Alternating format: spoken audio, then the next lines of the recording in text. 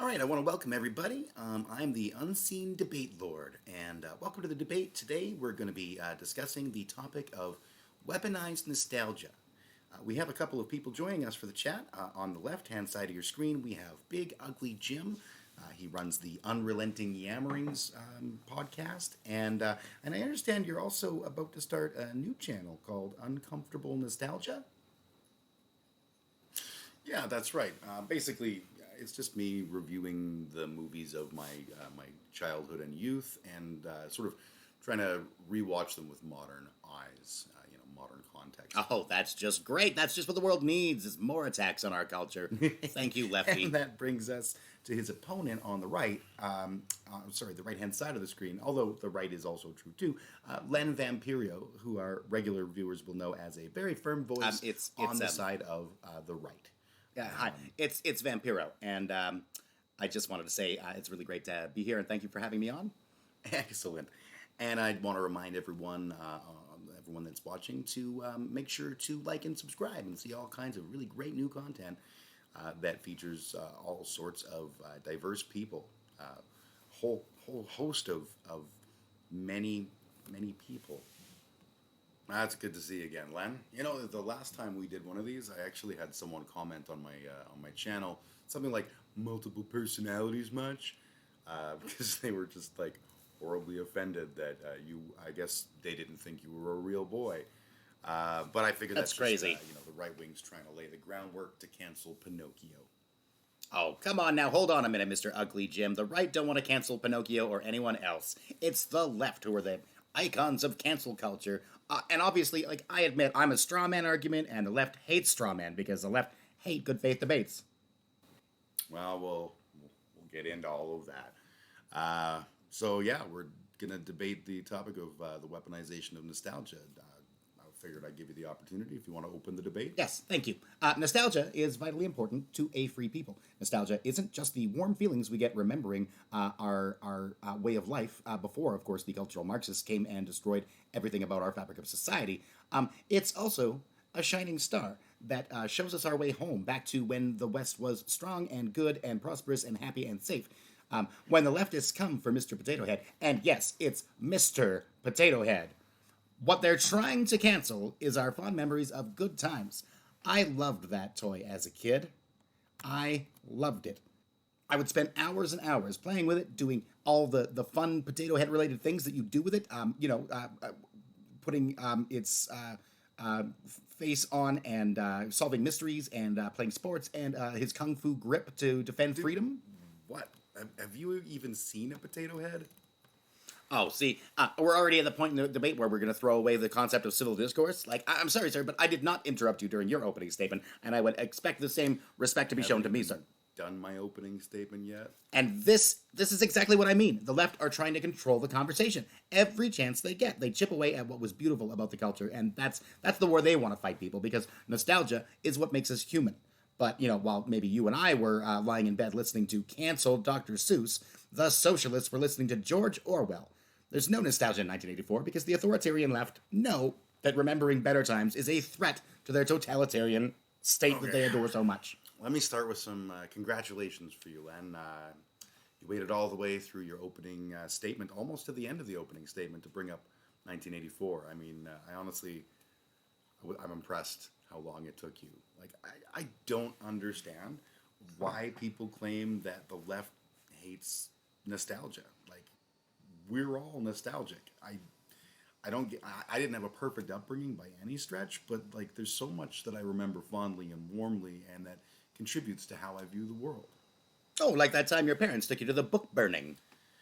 My first kiss, early mornings delivering papers when I was 10, riding bikes down the giant dirt pile where we used to, or where they were building the research park. Like, I can go on and on about memories I have that trigger those nostalgic and warm feelings. Oh, wow, he's triggered already, folks. Come on, Len. I let you have your... No, you absolutely did not. You were all over me during my opening statement. That's what you do. You invite people on for a good faith debate, and then you talk all over them. This is so typical of the leftists. My opinions are invalid because they're steeped in reason and morality, and you hate that. May I continue? I have nostalgia, and I love it. When I see the right weaponizing it, that really concerns me. Weaponizing nostalgia. What in the name of empty talking points are you talking about?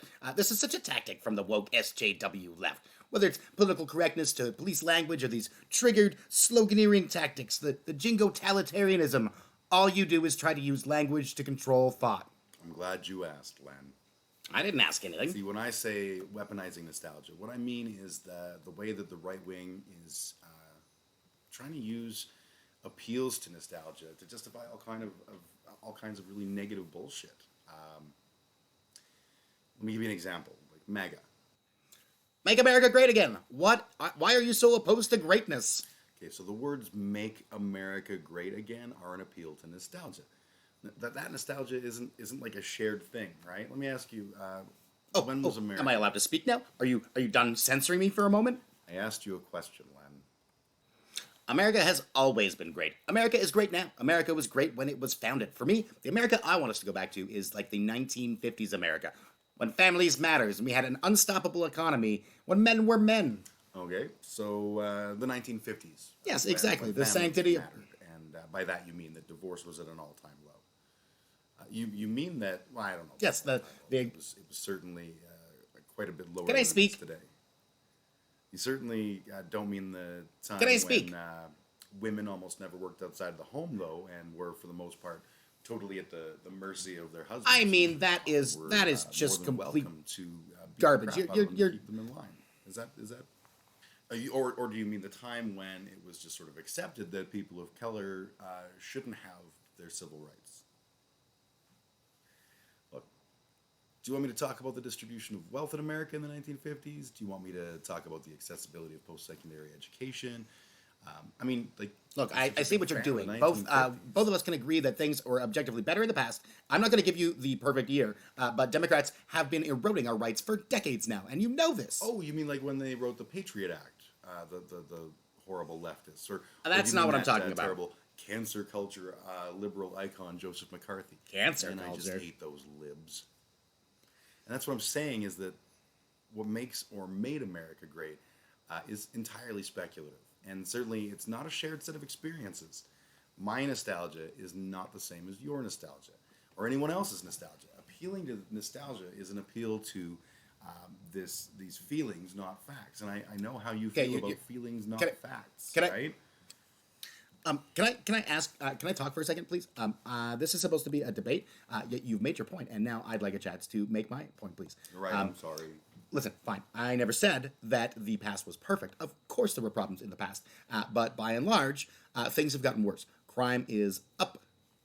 Violence is up. Divorce is up. Drug use is up. Alcoholism is up. Abortion is up. Socialism is up, and church attendance is down. And I don't think that's unrelated. Everywhere we look, in every statistic, there's a decline in the quality of our lives. Liberals constantly taking pot shots at our culture. It's turning us into beings without culture. Our whole identity is focused on being more woke, rather than fixing the problems that face us right now. This is the essence of the culture war. And all I'm seeing you do is you're pushing our Western way of life off the edge of a cliff in favor of this participation trophy culture. We were great because we were strong. We were great because we took risks. We were great because the government wasn't there at every step of the way telling us that a French skunk was a rapist and that some people's lives are more important than other people's lives. So when I remind people that their past is a beautiful tapestry of Western experiences that are worth caring about, you can call that weaponized nostalgia all you want. It's not. It's literally me saying that our past doesn't make us bad people and we're allowed to remember it fondly. That is an interesting perspective. I'm not sure that I agree with you. Oh, there's a shocker. Like the crime statistics, and especially the violent crime statistics, are in a state of steady decline. And one strong reason for that appears to be the fact that we aren't using lead paint anymore. Right? There's a theory that the amount of lead paint and lead in other products, it essentially lead paint seeped into our environment, and which results in it's poisoning, environmentalism, like a fight or flight reaction, and the reduction of lead and cadmium and other industrial. Can you even hear me? In a lot of our products, Jesus. actually, is what's partially responsible and significantly responsible, I think, with the steady, continuous drop in criminality. Drop. Have you been to You know, like a nape? Oh, divorce is definitely divorce is definitely higher than it was at the time. the You know, we sancti- both do agree with that, but I don't think I, we I agree don't agree on with what you. that means. Like, I actually think that the divorce rate going up is a good thing, because people aren't prepared to settle for bad relationships, and they're not willing to work for something that's not worth working for. Do Right? you even hear yourself when you're People are talking? empowered enough that if their situation is bad, they can get away from abuse and you know unloving homes, all of that stuff. Drugs and alcoholism, honestly, I don't know if they're up or not. I They don't are. have data in front of me, but you know if they are, I think the fault of that lies with the war on drugs The and thing that's how that was such an utter failure, and the failure. increase in depression Oh, and you know, like drug and alcohol use are depression. often related specifically to self-medicating. I mean, again, I've got no data It to sounds back like myself millennial up here, talk. but I think people are self-medicating because life is more difficult to navigate right now. More difficult to navigate. It's more difficult to navigate because you can't tell if the same thing you did yesterday is suddenly going to trigger a woke schooled landmine and get you fired from your I job. mean, the rules keep changing. I don't What mean rules? those rules. I mean like the rules around how our lives are supposed to go, the script that we were expected to follow. Like, I'm a late stage Gen Xer, almost young enough to be a Zennial. And all the life lessons that I got growing up were about the traditional family and the traditional job Good. model and the traditional life. You know, you go to school, you graduate, you go to college, you graduate, you get a degree, you get married, you get a house, you go on vacation, Exactly. you retire, and you die. Like, it's What's not wrong that's with not that? our life anymore, and it's You're right, it's not because somewhere someone told people like you that you didn't have to put in the work. Don't don't like your marriage? Just leave. Don't like your job? Quit. Don't like school? Drop out. Me, I work hard and I try my best to do well and stick to it. When the going test gets tough, Len Vampiro gets tougher. yeah, I'll admit that more and more we're quitting these things. Excellent. Point for me. I wasn't done, Len. Jesus fuck, dude. Again, it's not about quitting because we're spoiled babies. It's about quitting because it's for the best. But when we're talking about jobs, like I really do take issue with this. I absolutely am not loyal to an employer. And do you want to know why, Len? Honestly, I'm just surprised that you have a job. Simple. Companies aren't loyal to their staff. They haven't earned that. That bullshit 50s fantasy of, you know, you get the job at the mill and you work there 9 to 5 until you retire, that is a dream. And the reality is downsizing, offshoring contracts, or sorry, offshoring labor, contract work, part-time hours, right? The odds on staying with a single company for the duration of your career are like astronomically low. They even have a name for what this whole thing is. It's the gig economy. I'm sure you've heard Yes, that yes, I'm term before. familiar. Thank you. Like, I graduated college almost 25 years ago, and I probably have averaged a new client that I work with full time every year or two. Yeah, probably like one a year, you know, give or take. My kids and their contemporaries are often working like 3 part-time jobs. Good, they're hard workers. Yeah. And like part of the reason I switch jobs as much as I have is the never-ending specter of downsizing, right? I work hard and I do good work, but I'm a line item on a That's a budget. very callous way of looking at And you capitalism, said something sir. about how we were strong because we weren't being constantly inundated with information about skunk rapists. Here's what I'd say to that. Nobody cared about skunk rapists. Nobody cared about Pepe Le Pew. Literally, Warner Brothers were smart enough to see that this character was going to be difficult to market in the current culture. So they just wrote the character out of Space Jam. I'm sure Space Jam will be just fine without him.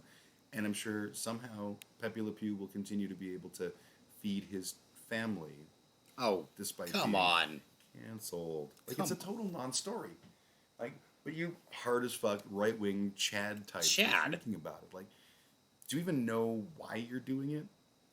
Like, because like the Democrats in the U.S. just passed the COVID relief bill for Yeah. $1.9 trillion in relief to Yep. people.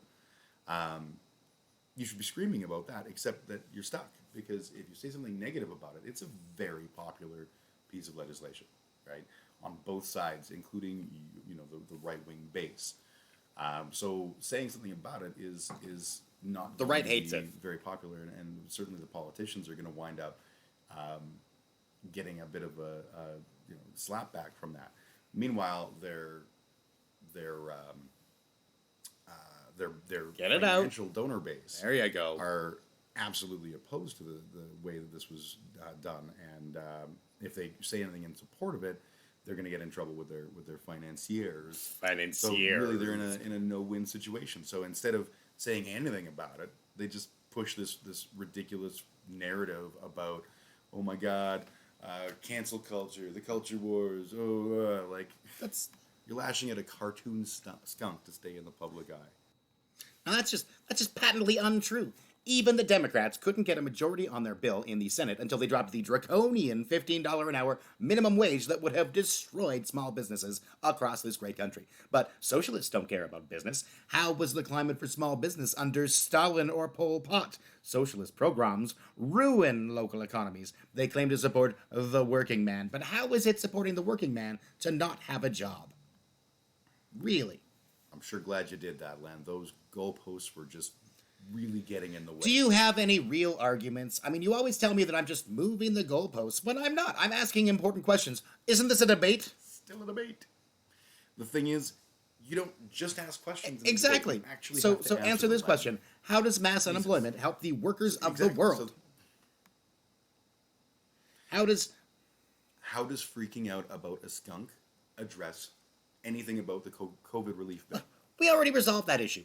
I don't know why you keep trying to drag the conversation back to that. Actually, I do know why. It's because you can't answer my question. A $15 an hour minimum wage does not crush small businesses, especially if you have a phased approach in the adoption. Like there are absolutely, there are going to be some business failures.